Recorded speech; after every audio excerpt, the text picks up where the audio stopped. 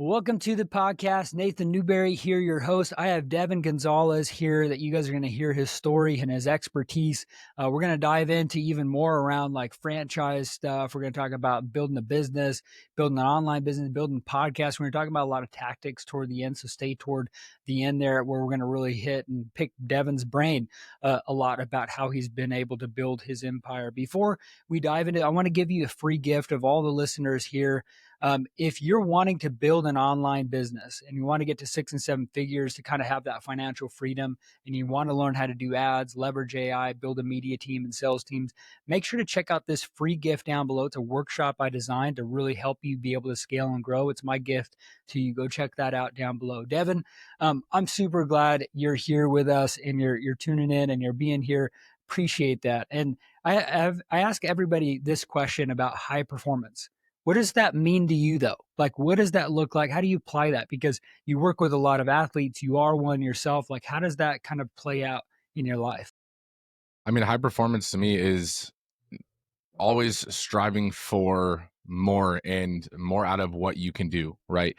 Not settling for the things that you've achieved and thinking that this is the peak of your excellence or your talent or your skill. But high performance is always trying to essentially play the game you versus you, right? I try to beat the yesterday's version of you in any area of life, whether it's your business, whether it's, your job, even whether it's, your relationship. You're always trying to improve at least 1% better every single day.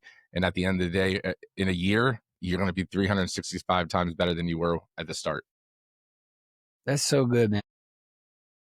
I've always heard people say those things, but like, I want to dive into this as we go on, but like getting your thoughts around growing in those areas because you have your own podcast and you interview some great people as well. I'm going to be on it, and I'm super pumped about that. Thanks for inviting me to your podcast. Talk to me real quick, just like some rundown about some practical things that you do of adding that 1%. How do you kind of do that?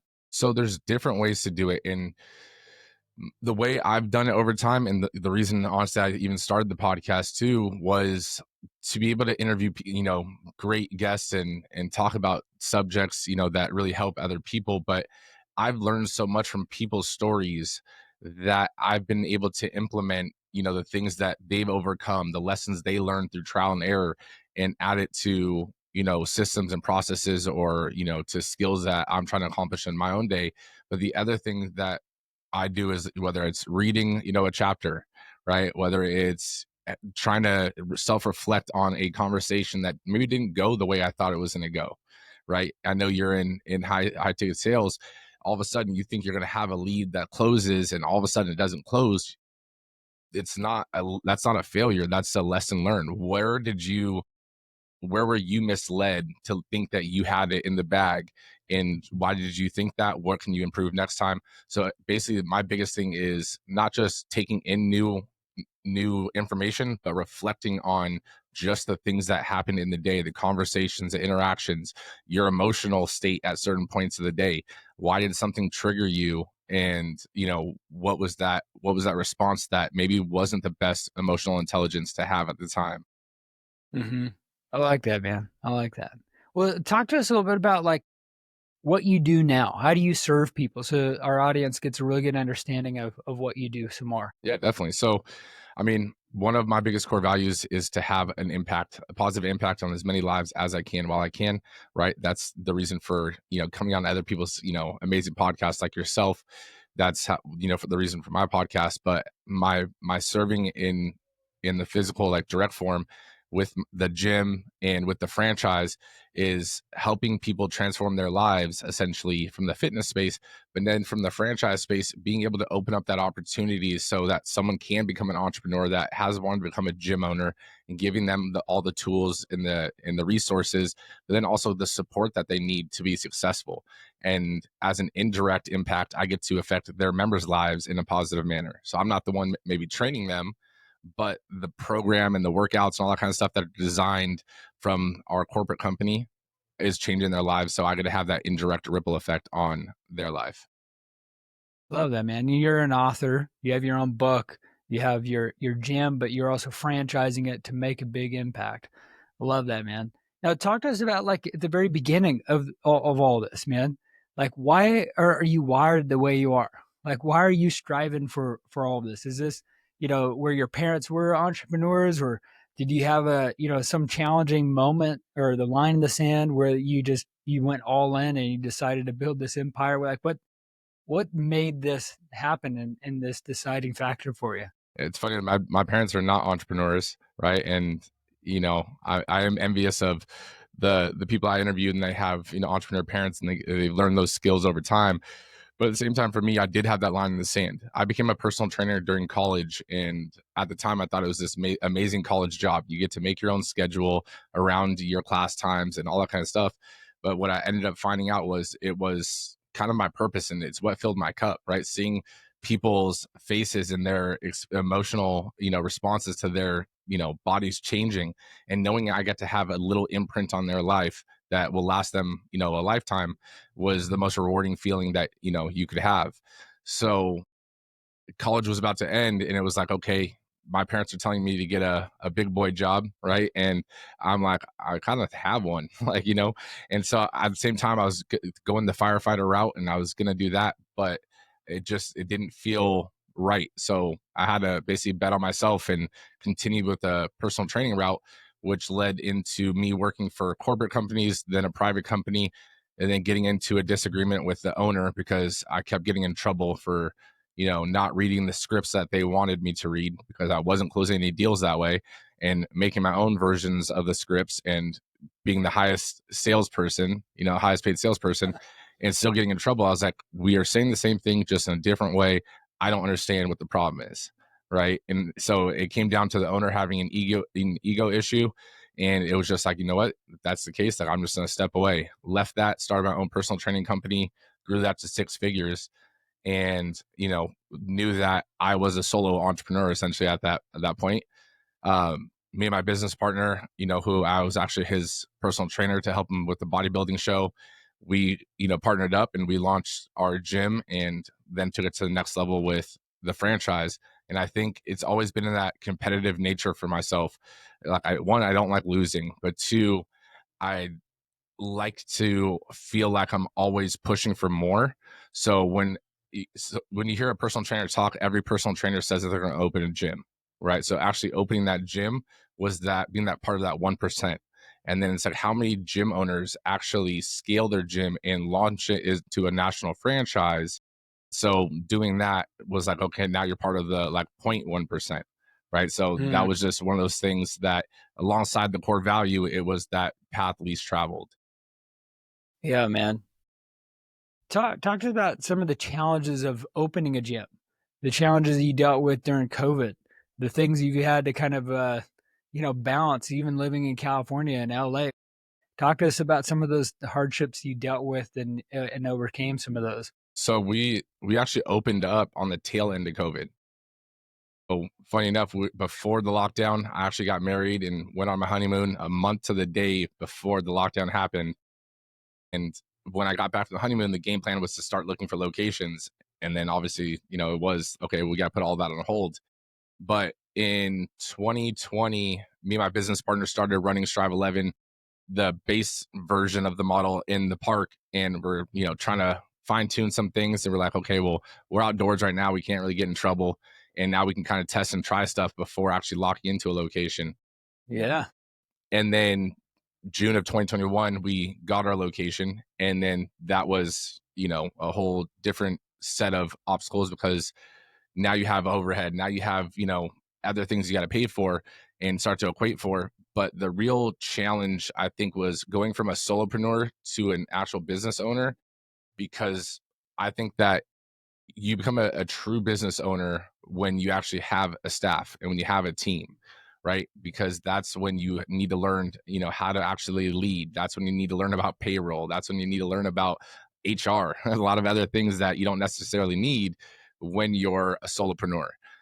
But that was also the first mindset shift and perspective change that both me and my business partner needed to have, because both of us basically built the business. We knew how to do things. We could do it fast, effective, efficient, and bringing on a team that they don't know everything that right? Because common sense is only common to the person that knows it. And so for that, it was like, even though it might take an extra 5-10 minutes to explain something to the staff member, it's worth that 5 or 10 extra minutes instead of doing it yourself, because that will save you that 5 to 10 minutes every single day, for the rest of the business. Yeah, man. And those are different roles. Like when you're like a gym owner or just like a freelance individual owner of your business, and there's one thing there, but when you start looking at scale and looking at growth, it takes on like a form of its own, where you have to start learning all these other skills around like hiring and firing and protocols and standard operating procedures and who's doing what, when, where, and and you have to learn those leadership things that AI can't really teach you, that can't do for you, you know, and that if we were going to look at an AI skill, or I'd say a skill that AI can't replicate, it's EQ, emotional intelligence, from how to lead people and understanding how people work. Because, what I've been studying, and I'd love to get your thoughts on this, is you have 5 different generations in the workforce right now. And all of them, have different temperaments and drives and backgrounds and experiences that are different to motivate people and for them to have a specific work ethic that's a little bit different. And so it's very unique in now starting a business that maybe you're having to manage all these different generational things. How do you go about leading, people this way, and how do you kind of look at that strategy to win? I mean, one of the things that we actually started to implement with the new hiring process is we actually do the personality test ahead of time. But even then, what I've also learned is that as much as people, say you should do these tests, you have to take it with a grain of salt, because people are going to always put the best answer forward, maybe not the most realistic answer, or Uh, it's almost like a test they feel like. So what I've seen is people answer the test like they want you, or they think you want them to answer it, right? mm, And so you take that with a grain of salt. And what you need to start to learn is, yes, there is the 5 generations of people in the workforce, but even more so, in each generation there's the underlying, upbringing and mentality behind it. But every person, it doesn't matter the generational generational um category they fit in. There's just like the 5 love languages in a relationship, there's the 5 love languages essentially of an employee, right? there's a book right there for you, man. Yeah, so I think there There's your next one. I think they did do a spin-off. I didn't read it, but I think there is a There. spin-off of 5 love languages. I mean, I've used the 5 love languages in the workforce. I mean, physical touch isn't really one of the ones I would use, right? But You might get in trouble a little yeah, bit. but at the same time, like, I mean, a high five, right? And knuckles or a pound it, right? Those kind of things, that's still physical touch. But more so in the terms of, like, not everyone is motivated by money, and that was the weirdest thing to me, right? Because you, as a business owner, right, you would think that your employees would be motivated by money. And so you do bonus structures, you do commission structures, and they're grateful for it. But all of a sudden you'll learn certain people just want to be told they're doing a good job, right? And that resonates with them so much more, and especially coming from the owner, right? Even if you have, like, we have managers and assistant managers in place, but when I go and tell them good job, right, it's like, wow, that you see them light up like a little kid, and they're, now their energy, their, everything is so much more radiant on the floor. And so you need to learn what motivates your team, right? And AI can't do that for you. Yeah. I want to get your take on, as an athlete and then you're training athletes, there's there's something that clicks in the mind of an athlete that just endures pain. And that's not easy to cultivate. It's like the light switch. It's like once you have it, then it's like now you can understand the relentlessness and the pain that it takes. If you're working with someone that doesn't have that lit, that switched on, how do you go about helping someone see that edge and that ability to push further than they thought? I mean, I'm a big analogy person, all right? So depending on the person, I try to, use analogies that fit them, right? Whether it's, in fitness or in business. But one of the things is, regardless of the analogy, I try to explain to them what the reason why is that they told me in the beginning why they started this fitness journey or why they started this business. What was the reason you started it? What was that deep rooted reason? What would it do for your life if you actually achieved this goal? Right. And then what would it do for your life if you didn't achieve this goal? Now, Mm-hmm. understanding both of those sides to the coin of that mindset, now realize that everything is built in the uncomfortable zone. If you're comfortable, your body is also comfortable, right? And this is where, basically homeostasis is where basically the plateau is. To break through that plateau, you are going to have to push a little bit further, right? It is going to be a little bit painful. It is going to be a little bit painful emotionally, mentally, physically, and you have to realize that that's where growth takes place. Mm-hmm. And so once you understand that's where growth takes place, you're willing to start pushing outside of it. And you notice that when you start seeing results, from pushing outside, you're more receptive to continue to be uncomfortable. Yeah. I wanted to get your thoughts too on this. You're a husband, you're a father, you got even one on the way, and you have your business, you have your own physique that you're trying to keep up and maintain. How do you balance this all? Like, how do you prioritize what, when, and how? I mean, is there seasons that are imbalanced? Like, talk about your routine that helps you stay at the top peak of your performance. I would say there was times throughout my entrepreneurial journey that there was imbalance. And I mean, there's always imbalance. I don't like the word balance because people think balance means it has to be 50-50. But when I say imbalance, I mean like that I wasn't working out, and when I don't work out, all of a sudden I start leaning out.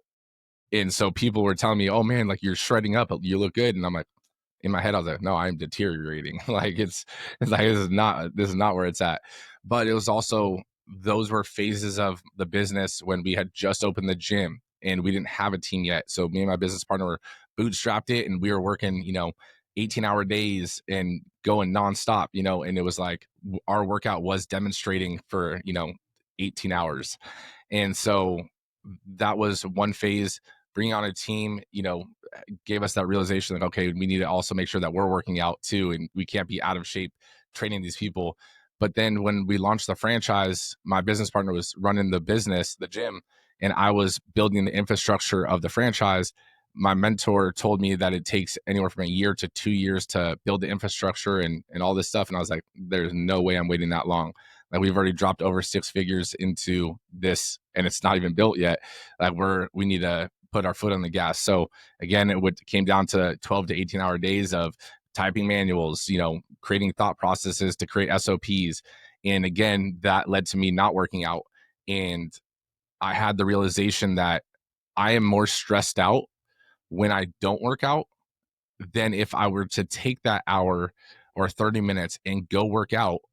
Even though I'm not getting that hour to work on the business, like, my work that I actually do in the business is so much more effective and efficient when I'm in it. And so Yeah. my thing I do now is I schedule my workout like I did this call right now, like I do for my podcast. Like any other meeting, I schedule my workout into the calendar, and I treat it just as important as any other appointment, because at Yeah. the end of the day, you only have one body, you only have one life. You can't let that deteriorate on the journey to the goals, the dream, the lifestyle that you want. I agree with you 100%. Like, when I get snappy or when, I get stressed, it's because if I looked at it, it's like I didn't go run. I didn't go lift weights. And I could just see it building up if there was like a day or two that I didn't get to work out. And it's so true, man. And I think if anybody's listening, and they haven't prioritized their fitness, hopefully this is a wake up call to kind of help fix the other side of the imbalance. If you're having marriage problems or, challenges with your kids, it's probably because you're coming home and you're super snappy and stressed It's because you haven't just released those endorphins yet with just a workout. So prioritize that. It's going to really, really help you. It's really, really good. Devin, you even have a book and a podcast. Talk about some of those things that you're talking about in your book, and then what you do with your podcast as well. Yeah, so I mean, the book actually, it's funny. I actually had some copies, but I do have a book, Money Muscle Mindset. Um, the reason for the book essentially was I wanted to, again, have an impact and have a something to give back. I mean, I always thought it was cool when people wrote books, and so I wanted to do that, but never knew what I was going to write about. And then it came down to, well, I've opened a gym, right? And what were the books that I read? And there wasn't one book. Like I had to take bits and pieces of different books, and so I was like, well, let me write a book for people that are aspiring to be gym owners, and essentially, give them all the tools and resources that they need. So in throughout the chapters, like I have like my actual hand drawn, like you can see, I'm not a drawer, but hand drawn pictures and everything like that, giving them the resources at the end of each chapter. They're just QR codes, and I didn't treat it.